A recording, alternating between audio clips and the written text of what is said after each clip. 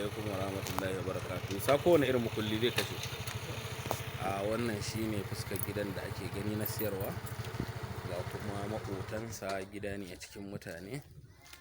Can menene kuwa? To. Okay, to gashi ne fuskar gidan. Ga layinsa duk ga maƙotansa. Wala mu shiga gashi yana ya madawa. Dorayi babba. Ga driving ɗinsa babba, duk girman mota kuma za ta shiga. Gashi kuma aluminiyar rufi aka yi masa. Ba ruwanka da wannan. Ga can rijiya an haɗa kayan komai, somo kawai mutum zai sa. Ruwa gashi nan baje-baje a ciki. Daga nan kuma ga ƙofar shiga falon. Wannan shine falon. To saman ma akwai tanki. Already an riga an sa. Gashi falon ne ya sha tile, hatta garin sama tile aka yi masa. Wanda muke iya gani.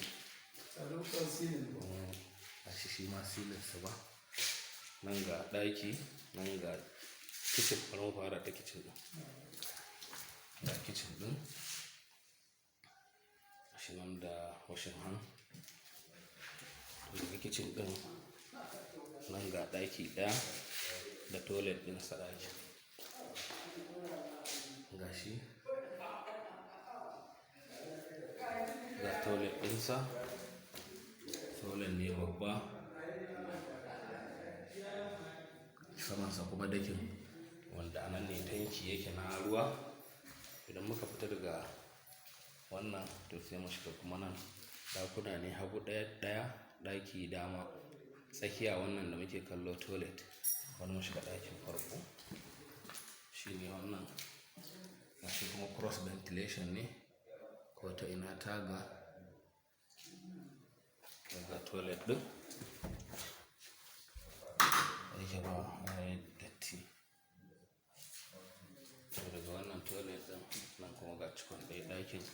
Ya zama ɗaki uku da falo. Shi ma ga tagogi nan guda biyu. Ta ko ina akwai ventilation. Masha Allah tabarakallah.